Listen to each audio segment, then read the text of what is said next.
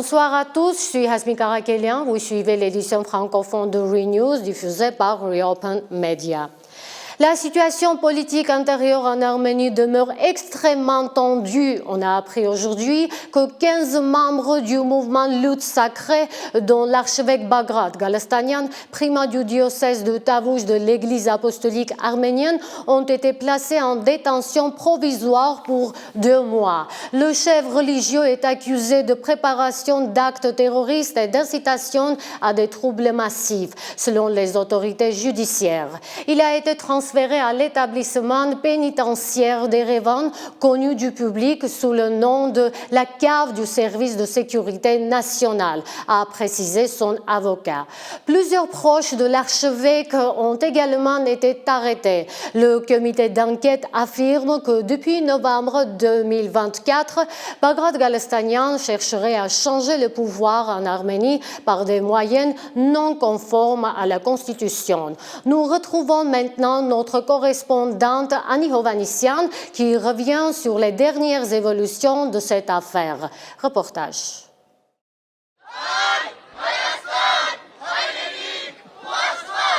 Le tribunal a placé en détention l'archevêque Bagrat Galstanian et 15 autres personnes. Dans son communiqué, le comité d'enquête avait indiqué que les membres et les dirigeants du groupement Lutte sacrée avaient élaboré un plan d'action terroriste.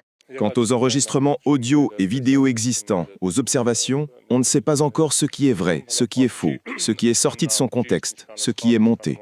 Il est évident qu'il y a des enregistrements dont une partie commence un jour et se termine dans l'enregistrement d'un autre jour. Certaines formulations sont utilisées, qui sont peut-être extrémistes, mais il apparaît clairement que juste après, il est dit « Non, on ne peut pas faire ça. Non, c'est un crime. Non, nous ne le ferons pas. » L'avocat Ovanes Koudoyan a déclaré qu'il ne voit aucune restriction, qu'ils feront appel de la décision de placement en détention, tant à l'intérieur qu'à l'extérieur du pays. Lors de la séance de l'Assemblée nationale d'aujourd'hui, Nicole Pachinian a annoncé qu'il avait proposé de décerner une récompense d'État aux forces de l'ordre qui ont mené les opérations hier en lien avec l'archevêque Bagrat. Ce matin, j'ai également discuté de la question avec le président de la République. Je pense qu'il serait judicieux de proposer à la récompense et à une décoration d'État les employés du service de sécurité nationale, du parquet, du comité d'enquête et de la police du ministère de l'Intérieur qui ont agi avec le plus d'efficacité. Jeter dans la cave du service de sécurité nationale un homme qui, pour arriver au pouvoir, veut brûler son propre peuple dans un bus est une exigence stricte de la loi. Ce matin, le comité d'enquête a également diffusé un communiqué indiquant que les perquisitions ont permis de découvrir de nouveaux objets, confirmant les actes imputés aux accusés, notamment une grande quantité d'objets incendiaires destinés à endommager les câbles d'alimentation électrique et de connexion Internet dans les rues. Je vous rappelle qu'en juin 2024, l'archevêque Bagrat Galastanian avait conduit une mobilisation populaire sans précédent déclenchée par le processus de délimination et démarcation des frontières souveraines de la République d'Arménie. Dans le cadre de ce processus, plusieurs villages frontaliers de la région de Tavush devaient être cédés à l'Azerbaïdjan, une mesure défendue par le Premier ministre Nicole Pachinian, comme un moyen d'éviter un conflit armé avec Bakou. Mais pour Bagrat Galastanian, cette décision constituait une menace directe pour la souveraineté nationale et la sécurité des habitants de Tavush. Je protège mon troupeau fidèle, avait-il alors déclaré. En signe de protestation, il avait entamé une marche symbolique depuis Tavush jusqu'à Yerevan, ralliant des milliers de citoyens. Le mouvement a culminé en un immense rassemblement sur la place de la République, au cœur de la capitale, où des dizaines de milliers de manifestants ont exigé la démission du Premier ministre. Des politologues ont analysé le comportement récent des hauts représentants de l'Église apostolique arménienne ainsi que celui du Premier ministre d'Arménie. Ils ont également tenté de déterminer s'il existait une quelconque ingérence extérieure influençant l'une ou l'autre des parties dans notre reportage. Le politologue est enclin à chercher avec le conflit entre l'Église et le pouvoir, cela relève de l'absurde, estime le politologue Suren Surenians. En revanche, le politologue discerne une empreinte azerbaïdjanaise visible dans le comportement du pouvoir. Nous ne pouvons ignorer le fait que le cheikh Oulislam Pachazad et Pachinian s'expriment sur notre Église en des termes quasi identiques. Rappelons que c'est d'abord Pachazad qui a ciblé le catholicos de tous les Arméniens, puis les autorités. Mais même ici, le facteur externe pourrait jouer un rôle très mineur. Le politologue est enclin à chercher le moins possible d'influence extérieure dans les processus internes. On ne peut ignorer que Pachazad et Pachinian s'expriment sur notre Église avec quasiment le même discours. Rappelons-nous que le catholicos de tous les Arméniens a d'abord été la cible de Pachazad, puis des autorités. Mais même ici, le facteur externe pourrait jouer un rôle très limité. Selon l'analyse du politologue Armen Vardanian, si l'authenticité de l'enregistrement du chef du mouvement de la lutte sacrée est prouvée, alors nous avons affaire à une affaire sérieuse. Vardanian est convaincu que ce qu'ont organisé le chef et les participants du mouvement de la lutte sacrée est un processus lié aux services spéciaux russes. Le problème, c'est que si nous ne sommes pas unis et que le pays est au seuil d'affrontements civils, tous les centres de politique étrangère profiteront de cette situation. Si tu dépenses ton énergie dans des conflits internes, il reste peu ou pas de temps pour gérer l'agenda extérieur, ce qui ouvre une large voie à l'ingérence. Il y a en Arménie des gens, une cinquième colonne, qui diffusent quotidiennement des mensonges, des faux et d'autres désinformations. Ils essaient de maintenir l'Arménie et son peuple dans un climat de peur. Ils parlent constamment de turquisation, de transformation en wilaya.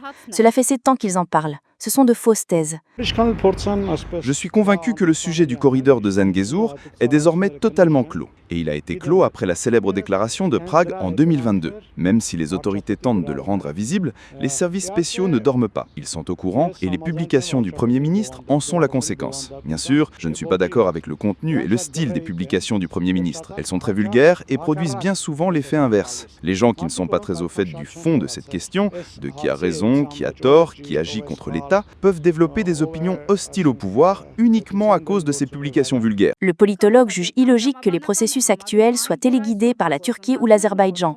Narine Goukassian, Reopen Media.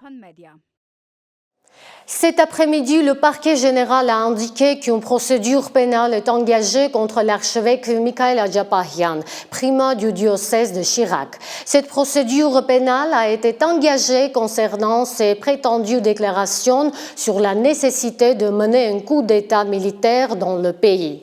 Les autorités arméniennes ont divisé le pays en noir et en blanc. Ils ont classé les héros, les généraux, les scientifiques, toute l'élite dans le camp des Noirs. Certains, ils ont fait des corrompus, d'autres des parias inutiles pour la société. J'ai lu un morceau du message du businessman arméno-russe Samvel Karapetyan, diffusé depuis son lieu de détention par l'intermédiaire de ses avocats. Écoutons-le. Ce qu'ont réussi à faire les autorités actuelles, diviser le pays en noir et en blanc. Ils ont classé les héros, les généraux, les scientifiques, toute l'élite dans le camp des Noirs. De certains, ils ont fait des corrompus, d'autres des parias inutiles pour la société. Tous les hommes d'affaires se sont retrouvés dans le camp des Noirs, et contre certains, des centaines de poursuites pénales illégales ont même été engagées. La cruelle machine répressive est devenue l'outil le plus prisé et elle ébranle la solidité intérieure de notre pays. Des gens qui se soucient du pays, qui s'inquiètent pour lui et qui créent des emplois et de la richesse sont devenus des prisonniers politiques, goûtant à la douceur des lieux de détention et des cellules. De nombreuses personnes respectées ont été persécutées avec leurs familles, contraintes de quitter leur patrie ou de ne pas y revenir. J'en connais beaucoup personnellement et la liste des noms des personnes qui se sont retrouvées dans une telle situation pourrait être longue. Ils ont réussi à monter tout le monde contre tout le monde. Les forces politiques ont commencé à se combattre les unes les autres, laissant de côté le mal principal. Cependant, le temps fait son œuvre et dit son mot. Les Noirs ont commencé à blanchir, et quant aux Blancs, qui sont désormais minoritaires au sein du peuple, je suis convaincu que d'ici peu, ils ne seront plus, aux yeux de tous, qu'un groupuscule. Pourtant, même cela me cause de la peine, car c'est des divisions et des schismes qu'a commencé notre période la plus difficile. Bientôt, ensemble, nous mettrons fin à cette division. Le Premier ministre Nikol Pachinian continue de publier ses opinions sur sa page Facebook, suscitant de vives réactions. Aujourd'hui, il a déjà partagé 3 publications, cette fois-ci consacrées à la rencontre entre le premier président Levon Tel-Petrosyan et le catholicos Karegin II. De quel droit cette clique qui a rompu le vœu de célibat et trahi Jésus-Christ peut-elle parler de justice et de crédibilité? Cette clique n'a pas le droit de parler au nom du Saint-Siège. Kritch, qui a souillé le Saint-Siège, doit quitter la résidence officielle du catholicos de tous les Arméniens à Etchmiadzin. S'il ne part pas de son plein gré, le troupeau fidèle de l'Église apostolique arménienne l'enchassera chrétiennement. Que la Saint-Siège soit digne. Je précise que le prénom Ketrich est le nom de baptême du catholicos de tous les Arméniens, Karegin II. Selon les fidèles de l'Église, l'utilisation de ce nom par le Premier ministre au lieu de son titre ecclésiastique est une marque de mépris et une attaque personnelle visant à le délégitimer. Après cette publication, Pachinian a publié un autre message, cette fois-ci plus long.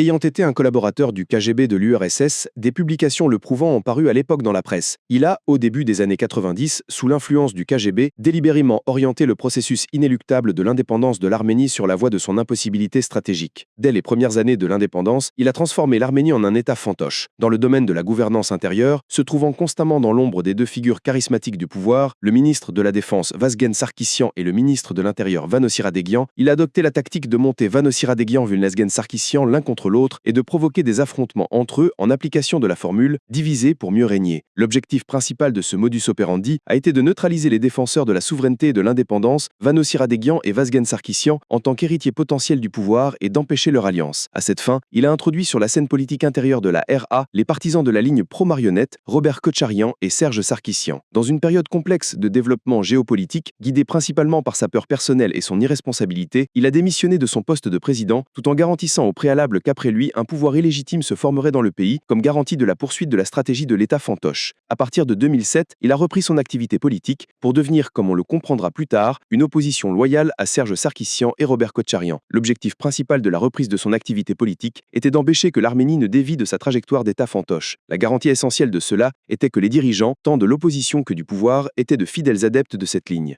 Lors des événements du 1er mars 2008, il n'a pas osé sortir de chez lui. Ce jour-là, il n'a pas laissé Kötrich Nersissian, venu lui rendre visite, franchir les portes de sa résidence. Dans la nuit du 2 mars, il a dormi tranquillement, considérant la poursuite de la stratégie de l'État fantoche comme garantie. Principaux traits de caractère, lâche, sans volonté, irresponsable, il a des penchants pour le rôle de marionnette. Il est paresseux, grossier, médisant, narcissique et arrogant. Il utilise toute interaction avec quiconque contre cette même personne. Il déteste les gens. Il éprouve du dégoût pour tous ceux de son entourage qui possèdent la moindre once de charisme. Il se sent heureux au milieu de personnes sans visage, sans colonne vertébrale, oisives, semi-illettrées et, pour reprendre les mots de Vanossi Radegian, de gens qui ont beaucoup lu mais peu compris.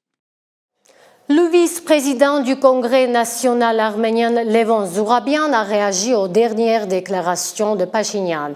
Libérer l'Arménie de la gouvernance de ce couple dégoûtant est donc devenu l'une des garanties prioritaires de la sécurité nationale, a-t-il souligné. La meilleure réponse à Nicole la Grande Gueule, c'est Nicole l'Honnête qui la donne. Voici sa réponse à la question de savoir quand les fondations de la fraude électorale ont été posées. Réponse que Nicole Pachinian a donnée lors d'une interview avec Nver Mnatsakanian. Faites attention aux deux assurances de Nicole. 1. Vous savez quoi? Je vous demande de ne pas mettre mon honnêteté en doute, parce que je suis toujours honnête, et je réponds à votre question. 2. J'assume l'entière responsabilité de chacune de mes paroles. Maintenant, à vous de juger qui nous devons croire, Nicole la Grande Gueule ou Nicole l'Honnête. Voici la transcription. Quand les fondations de ce que vous décrivez ont-elles été posées? Les fondations de quoi? Du pouvoir illégitime? Des élections frauduleuses? Les fondations de ce régime de bandits ont été posées après le 27 octobre 1999. Remontez un peu plus loin. Vous avez peut-être envie de remonter plus loin? Moi, je réponds à votre question. Je veux que vous soyez honnête. Remontez un peu plus loin. Vous savez quoi? Je vous demande de ne pas mettre mon honnêteté en doute, parce que je suis toujours honnête. Et je réponds à votre question. Vous me demandez quand les fondations ont été posées. Je vous dis, les fondations ont été posées après le 27 octobre 1999. Et ce pouvoir, ce régime de bandits, est né directement le 27 octobre de la main de Nairi Unanian. Aujourd'hui, dans l'affaire du 27 octobre, ces mêmes accusés, dont les dossiers ont été illégalement classés, se trouvent aux plus hauts échelons du pouvoir. Les amis de Nairi Unanian dirigent aujourd'hui la télévision publique et lavent chaque jour le cerveau des gens avec les idées de Unanian. Faites en sorte de ne pas insulter les gens. Ne franchissons pas la ligne. Vous savez, je vais vous dire, j'assume l'entière responsabilité de chacune de mes paroles. Lors d'un point de presse tenu après la séance du gouvernement, le vice-ministre des Affaires étrangères Vahan Kostanian a annoncé que l'Arménie pourrait avoir de nouvelles discussions avec l'Azerbaïdjan dans un avenir proche. Il a ajouté que la visite de Nicole Pachinian en Turquie s'était déroulée dans une atmosphère assez positive. Le ministre des Affaires étrangères Ararat Mirzoyan est en visite officielle en Chine et a déjà eu une discussion à l'Institut chinois des études internationales. Le ministre Mirzoyan a présenté les priorités de la politique étrangère de l'Arménie et le travail dynamique mené pour leur mise en œuvre. Abordant les relations bilatérales entre l'Arménie et la Chine, Mirzoyan a souligné la volonté du gouvernement arménien de hisser la coopération avec la Chine à un nouvel élan. Ceylan. Le ministère des Affaires étrangères a annoncé que Mirzoyan s'est également engagé par téléphone avec le vice-premier ministre et son homologue des Émirats arabes unis. La discussion a porté sur des questions de stabilité et de sécurité régionale, ainsi que sur les efforts visant à assurer la paix dans le Caucase. Et à la fin de notre édition, de violents orages se sont abattus sur la France dans la nuit du mercredi 25 au jeudi 26 juin. La France a frappé de 2 morts, 17 blessés, 100 000 foyers privés d'électricité. Les lieux les plus concernés sont l'Auvergne, le nord des Midi-Pyrénées, le centre-Val de Loire, la Bourgogne et Limousin. Les orages ont aussi frappé la ville de Paris. Des éclairs, de la pluie et d'importants rafales ont été constatées. Selon Éric Brocardi, porte-parole de la Fédération nationale des sapeurs-pompiers de l'Hexagone, environ 2000 pompiers ont été mobilisés. 1000 interventions ont été comptabilisées. C'est l'un des lieux les plus emblématiques de Paris, la place du Trocadéro avec sa vue imprenable sur la Tour Eiffel. Mais mercredi soir, le romantisme a laissé place à la tempête. Des vents violents, de la grêle, des pluies intenses, la France a été frappée de plein fouet par de violents orages, provoquant des dégâts considérables dans plusieurs régions. Plus de 100 000 foyers privés d'électricité, des arbres déracinés, des routes inondées, des stations de métro parisien fermées, les conséquences sont visibles partout. Le bilan humain est dramatique. 2 personnes ont perdu la vie, un enfant de 12 ans et un homme de 59 ans. Ce dernier est décédé après avoir percuté un arbre tombé alors qu'il conduisait un quad. 57 départements étaient placés en vigilance orange ou rouge par Météo France. En cause, une vague de chaleur exceptionnelle ces dernières semaines, avec des températures dépassant les 40 degrés. Un épisode météorologique extrême comme la France n'en avait pas connu depuis 1947. Plus de 2000 pompiers ont été mobilisés dans tout le pays. Toute la nuit, ils ont tenté de limiter les dégâts, de porter secours et de rétablir les réseaux. Ce matin, la France se réveille sous le choc. Les opérations de nettoyage continuent. L'évaluation des dommages est toujours en cours. Asmi Caraquelien, Reopen Media. C'était l'essentiel de l'actualité en ce 26 juin. Merci d'avoir suivi ReNews, l'édition francophone de Reopen Media. Je suis Asmi Caraquelien. Prenez soin de vous. À très bientôt.